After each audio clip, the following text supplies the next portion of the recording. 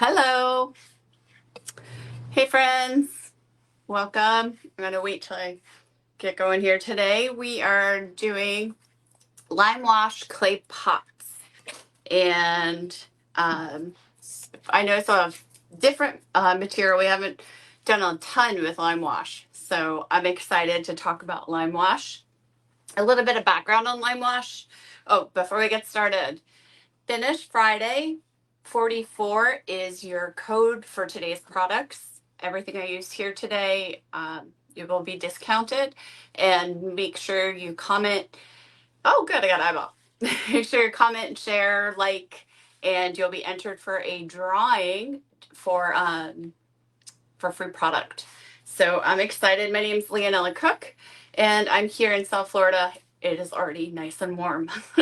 So I know a lot of you are excited for spring, and we have some really cool holidays coming, Easter and Pesach, and we have Mother's Day right around the corner. So these are great gifts, really cool to do it yourself, and they're beautiful. So we're going to transform this guy into a Limewash finish. Do I have one close to show you? I will show you in a second. Here's one. Here is your finish. Really pretty finish on there. And it's an all natural, all safe finish. And just make sure your plants are okay with the alkaline material. So lavender is great. I have a whole list in the blog. So let's go ahead. We're going to talk about what we need today. Today we need our Limewash powder. You absolutely, without a doubt, need gloves and a dust mask.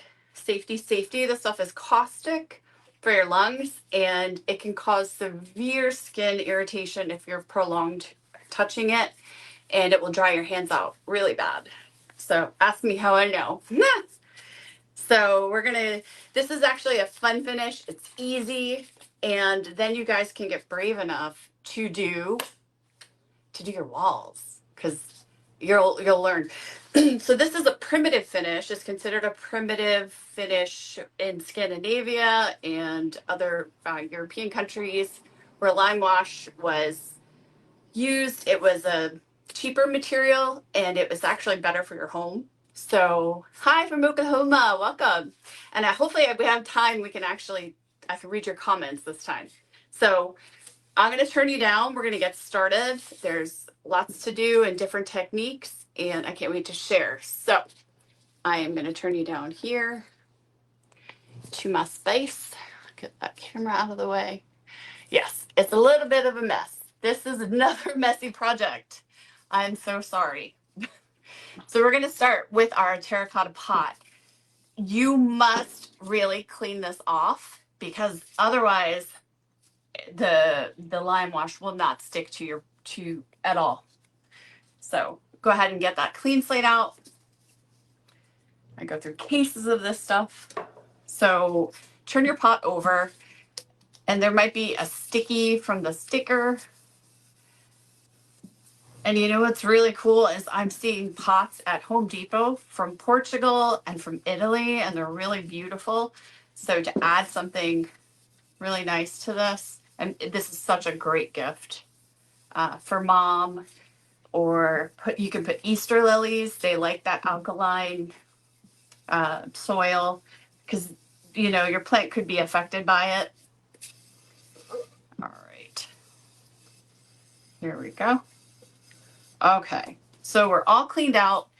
This is where we're starting, and now we're going to start mixing up our Limewash. So a little bit backwards than milk paint. You're actually, and I'm gonna have to put a dust mask on, guys, because this stuff is not good for your lungs.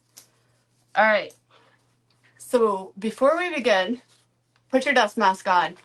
The ratio for we're going to do 3 different batches. The first batch is consistent with the Limewash for walls mix. So it's 20 to 20 cups of water to 1 pound of this Limewash. A little bit thicker than the normal Limewash. Yes, you could put a plastic liner in the pot, absolutely. And it will save your plant. definitely, especially if you want to put roses. Roses like high acidic soils. And okay, so anyway, so starting with our lime wash, you've got your dust mask on. For this one, we're gonna do about a half a cup. And remember, if you are doing, I would recommend doing 6 pots in a row as opposed to just doing 1 pot. So let's do a half a cup of lime wash. And then we're going to take water. Just have my water source. And you really want this to be a really light consistency. So we're going to go to a 2 to 1. Let's see what this consistency looks like. Woo, messy. What I like to use to mix up is my whisk attachment for my blender.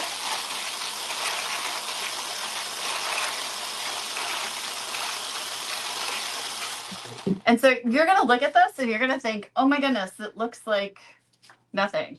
But I promise you, it almost looks like colored water. So it's really thin. You want your first base coat to be a nice opaque color, just nice. And you're not opaque, transparent, translucent. And you see this right there, you're like, oh my goodness, it's nothing. But it will continue to dry with more opacity. Thank you. So, and have fun with this, guys. Again, it's not a science. It's really, you're going to practice and do different methods. So what I want is an overall milky look. So you see how it's already starting. So as the oxygen hits the line, it cures. And that's why you're starting to see this white, this more opaque color than the translucent. That's where we're going to start. You're going to let this dry. You typically want to let each layer dry for 8 hours. I know that seems like forever, but do 6 pots, set them outside in the sun, and you're good to go. But we're going to keep moving on because of time. So next, we are going to do our color layer. I want this layer, if you want to do color, today we're going to be using hedge green. Really pretty green. I love that green patina you see on old pots. And I also did one in pink, which is really beautiful too. So the Tula Rose is what I used. But right now we're going to work with this one. So I'm going to show you the difference from slacking your pigment to just mixing straight in with your actual color, with the line. So for this one, we want a little bit thicker, and we're going to make it more consistent with a lime wash paint. The ratio is less water, obviously, and more limestone. So for here, we'll do about a half a cup. Again, it's not a complete science. You're wanting the first one to be more loose, the second one to be a little bit thicker. And then now we'll add our water. So a half a cup. For this one, I'm going to go with a 1 cup. 1 cup of water to about a half a cup of that.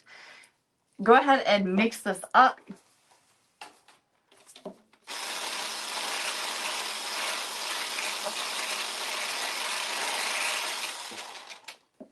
Whew, dusty, dusty. Please make sure you are wearing a dust mask. And now we're going to take our slack pigment here. This is 2 teaspoons of pigment that I put in water. Just a little bit of water, about 3 tablespoons of water. And I let it sit for a bit. And this will be slacked into your color, into the second layer. Now I want you to see the color difference. It's already darker, it's already richer. Now this completely depends on you, but I don't recommend for small amounts going over any more than a tablespoon and a half. You don't want to overwhelm your mix. If you're doing walls, for 1 pound, you typically want to do about, I believe, 3.5 tablespoons.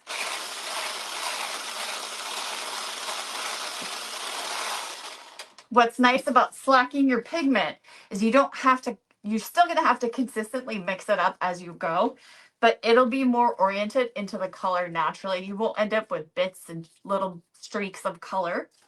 So if you want it darker, you may add just a little bit more. Again, do stir your slacked pigment. And you can add a little bit more in if you like, or the whole thing, however dark you'd like it. And then from here, we're going to turn our pot to the side. I want you to use your stippling brush as you're going to stipple on your color. Now, this is a little bit thicker, and we're just going to see how the color is more immediate. Now the color, as it dries, will begin to lighten up.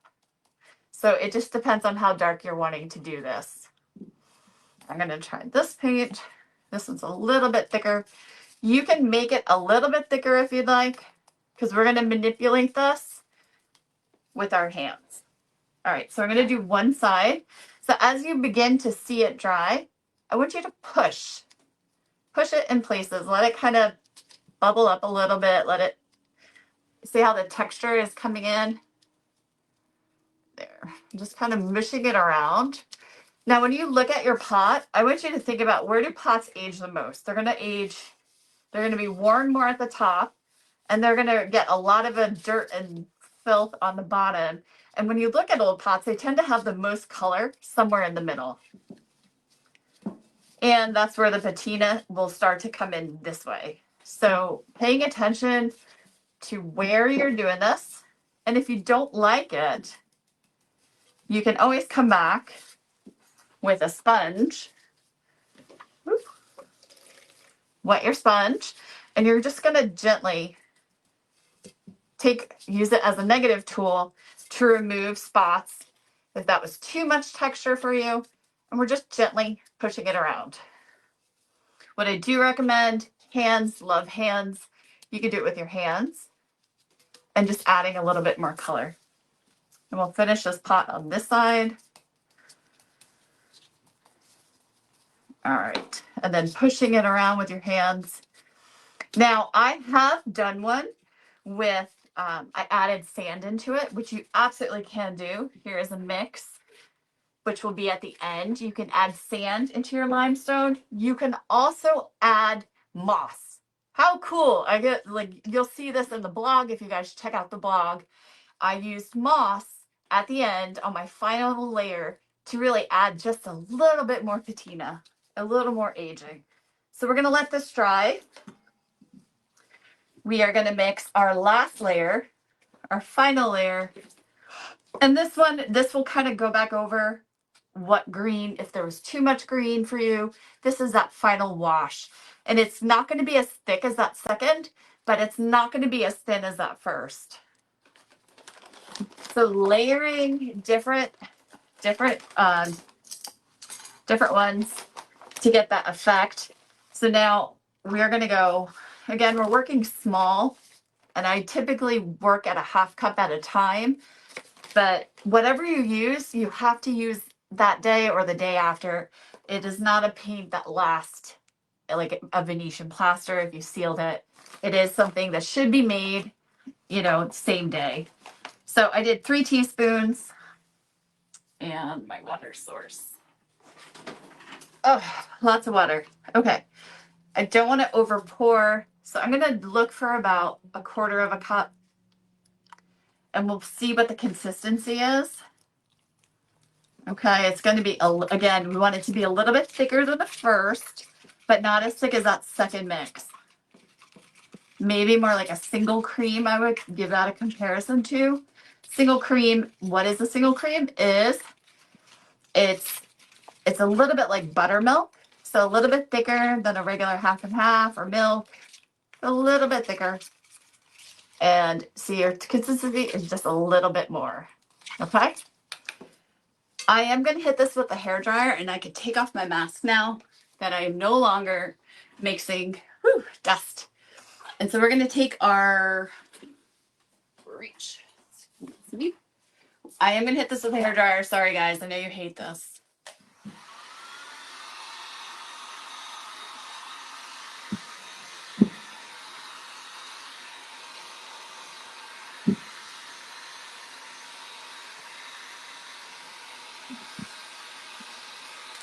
Also, what's really neat too, and I failed to mention, as this begins to dry, hits each stage more of drying, I want you to smash it down. Do you see what I'm doing? By doing that, we're actually making that paint a little bit darker in spots. Yeah, we're losing a little bit, but that's okay because we still have another layer to do. So by like grinding it down, pressing it in, we're adding just a little more color because you can lose quite a bit of color in that final pass. So here, we're going to take that single-ish cream and then we're just going to come over. Again, more stippling. You could also use a steel wool sponge, not steel wool sponge, a seawool sponge. And then here, if you want, again, manipulating everything before it starts to really set up. Okay, you should wait, typically, I'm telling you, if you wait a day for each layer or at least half a day till it feels pretty dry, I think it's more rewarding, but still, you can still do this in a day. Or less, use a hairdryer. Okay. And I like to do a little bit of the inside of this pot, I know, but what you want to make sure is you seal the inside with a matte sealer. That way it doesn't affect your plant. But I like for consistency looks to go ahead and just do the inside lip. And here we're just kind of taking on, moving it around. We're going to do the other side. See how nice and green that is? We're just going to take some of that and go over. And we don't want it to look like a spotted cat. So we're kind of just easily going everywhere. Excellent. Okay. And now I'm going to work on this side while the other side dries. So I would, at this point, if you're going to put this outside, you can distress it a little bit with steel wool and take off little spots that you'd like. Or you can also take a blade. Please be careful with these, especially if you're wearing gloves. You can pick out to create any more wear on certain areas. And this is all before we seal it. So before we seal it, we'll do a little distressing, kind of pulling it back. Again, if you want more green, go ahead and use your fingers. Maybe add a little bit more green back in. And then go ahead. I would go back over with that with a white just to soften it, because otherwise you'll have a really poignant green spot. So just softening that look. And so you can stop here. You can add moss. You can add, I did a sand mixture in that final mix. And this is where you can come back with your hands. I mixed just outside sand because I live here in Florida, washed it and added it to my lime. And now I'm going to add some texture to it. Really simple. Now, this is where you really have to pay attention to your dry time, especially if you're adding moss or you're adding sand. You want to allow that to set up.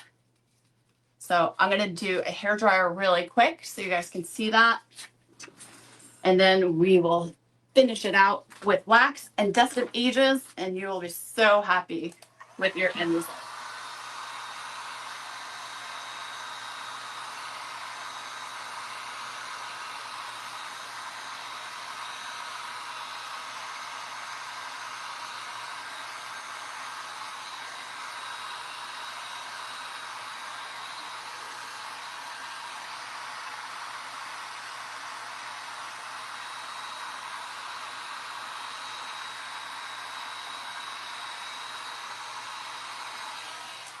All right, enough of that. So I want you to see that really great texture, okay? And again, you can manipulate it however you like. Come back with, and just kind of brush it off. All right, so from this point, Again, if you're going outside with these, seal them with a matte sealer, and then you can do wax. But if you're staying inside and this is a gift for somebody and you're doing just like a cute little lavender or rosemary or something sweet in it, at this point, oop, that's dark wax. I need light wax. So we're gonna use light wax right here. Ah, here's moss. Look, there's moss from yesterday. Okay, so here, we're just gonna come off. My drawer is empty. Okay, so light wax, we're just gonna go over it. Really easy. And what's nice about waxing it, the finish will still breathe and it will continue to age on its own. Matte sealer really will just stop it where it's at, but the wax will allow the finish to breathe with the pot and really just continue to age. And I have some of these at my house and they look so great because they've aged. So go ahead, you're gonna let that come to tack. And we just gently just waxed. Now we're gonna do that dark wax. And this time it's for accenting. And you do want to offload. So you're gonna come here. We're gonna focus on the edges. Ah, wax is dry. On the edges.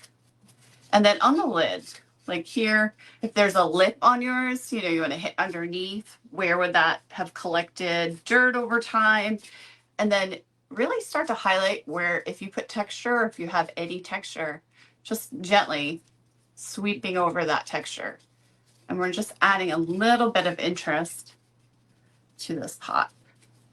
Again, you want to let that come to tack. You don't want to just do what I'm doing, but we're doing this for sake of time. So now there, everything is a little highlighted, but we can go even further and we can add Dust of Ages to this finish. I use a box when I do my Dust of Ages. Keeps, especially when I'm working on small things, keeps the dust kind of from flying everywhere. So stick your finger through the hole and then you can just add a little bit wherever or all over. Try to leave some areas white because the whole pot isn't just going to age. So there will be spots. You're gonna take that lint-free rag. We're just gonna gently go over just little spots. And so that's your finish, guys. Okay? Really simple, really fun, something to play with. You can add sand, you can add moss, and really come up with something that's just beautiful, really sweet. And add in a little plant, and voila, you have the perfect Mother's Day, Easter, Pesach, any holiday that you are celebrating as a gift for having spent. So I hope you love this. Please comment if you have any questions, share some love, and I hope you have a wonderful weekend. Thank you, guys. Oh, gloves.